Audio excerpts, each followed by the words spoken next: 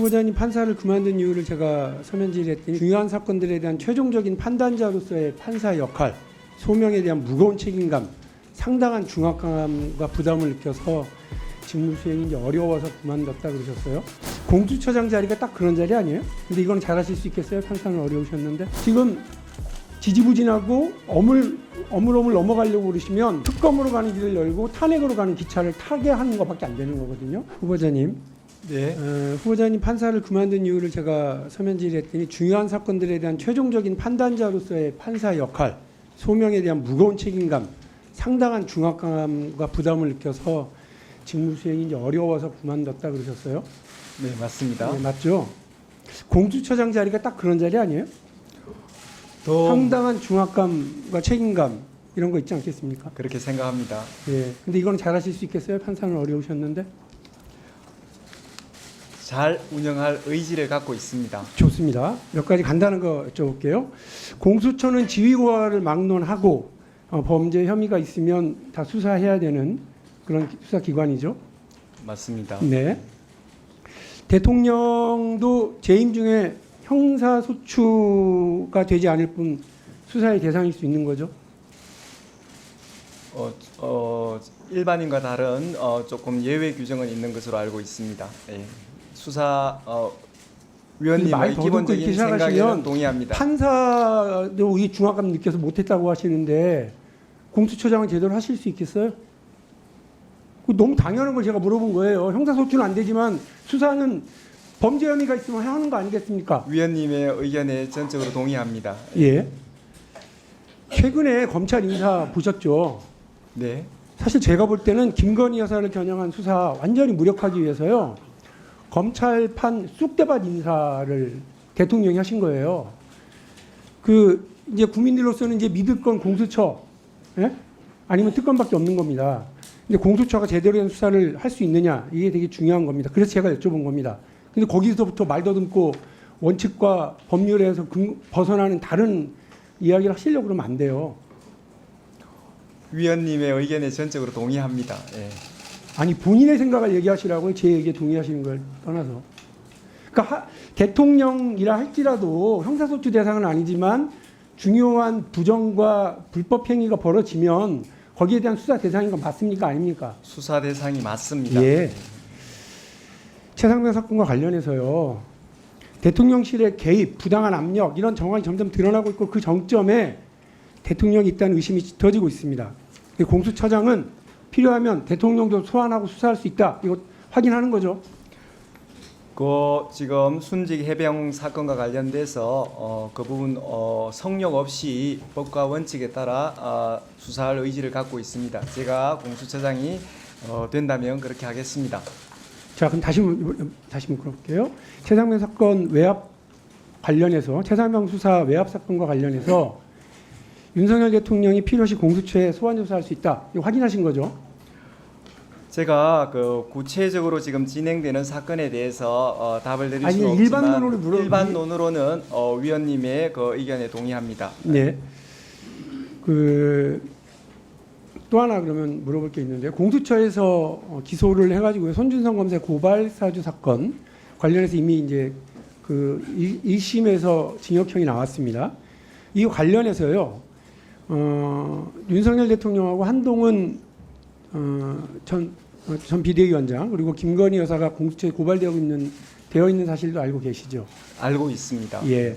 관련해서 공수처에서 역시 피고발인인 김건희 여사의 소환도 할 수 있는 거죠? 제가 지금 구체적 사건에 대해서는 좀 보고를 하지 마라라고 했습니다. 그래서 지금 구체적 사건에 대해서 어떻게 하겠다는지 말씀을 좀 올리기가 부적절해 보입니다. 후보자님, 저도 구체적 사건은 몰라요. 다만 공수처가 그동안 수사의 지지부진함과 또 공수처가 그나마 수사한 내용을 관련해서 언론 보도를 통해서 이거 말씀을 드리는 겁니다. 여기서 공수처장이 지지부진하고 또 2대 공수처장이 왔는데도 지금까지의 모습하고 똑같이 지지부진해 놓으면 공수처는 그냥 꺼다 놓은 보리자루 수사기관인 거예요. 그리고 공수의 공수처로 전락해버리는 겁니다. 그런 비아냥을 듣고 그런 모욕을 들으면서 이 공수처 검찰총장으로서 역할을 못 하실 거라고 저는 봐요. 의지 다부지게 가지시고 제대로 이 부분과 관련해서 제가 지적한 이 두 분에 대한 수사 의지가 공수처의 앞으로 운명을 결정할 겁니다. 그 대한민국의 눈꽃만큼이라도 정의가 살아있다고 한다면 그걸 보여줘야 되는 역할을 공수처가 해야 돼요. 그걸 못하면 다 특검 가자고 얘기할 수밖에 없고요. 법률이 해결하지 못하고 있는 제도가 해결하지 못하면 정치적으로 탄핵 얘기가 나올 수밖에 없어요. 지금 지지부진하고 어물어물 넘어가려고 그러시면 특검으로 가는 길을 열고 탄핵으로 가는 기차를 타게 하는 것밖에 안 되는 거거든요. 저는 이 불행을 막아야 된다고 생각하기 때문에 말씀을 드리는 겁니다. 후보자께서 명심해 주시길 부탁드리고요. 다른 사안 좀 질의하겠습니다. 후보자님, 판사가 자영업자예요? 자영업자 아닙니다. 근데 왜 그 정치공금 내시면서 자영업자로 기입하셨어요? 제가 그렇게 기재한 건 아닙니다. 제가 어떻게 그렇게 기재됐는지 지금 오래된 일이라서 기억은 못합니다만 실무자가 그렇게 기재한 거 아닐까 실망입니다. 싶습니다. 저는요, 공무원의 정치적인 자유의 영역이 좀 넓어져야 된다고 생각하는 사람이고요. 그리고 후원금 정도를 내는 걸 가지고 정치 활동이다 이렇게 생각하지 않습니다. 얼마든지 하실 수 있는 거라고 생각합니다만 분명한 건 두 가지예요. 첫째는 법원의 내규, 법원의 규정은 법원 조직에서는 이렇게 하면 안 된다고 되어 있잖아요. 제가 이번에 확인했습니다만 이렇게 하는 건 법관 윤리에 어긋난다, 하면 안 된다, 분명하게 답을 들었습니다. 맞죠? 그래서 첫 번째로 적절치 않다는 말씀이고, 두 번째로 아니 왜 그 자리에다가 자기 직업을 속이고 자영업자라고 써요. 저는 그것도 실망스럽습니다. 그러니까 이렇게 되면 본인은 기억나지 않는다고 합니다만 많은 국민들이 웃을 거예요. 적지 않은 돈 고액을 후원하면서도 소신 없이 기억나지 않을 일을 그렇게 해버리시는 건 어울리지 않는다, 이 말씀 드리고요. 하나 더는 제가 지금 관련된 그 의견서하고 항소 이유서 제출해달라고 그랬는데 12살 아동을 수차례 강제추행한 의붓 아버지 변호하셨더라고요. 근데 그걸 변호를 하시면서 그 이혼 소송에 있었던 피해자의 친엄마가 본인 재산분을 이용하려고 진술을 조작한 거다, 이렇게 선을 넘는 변호를 하신 걸 확인했습니다.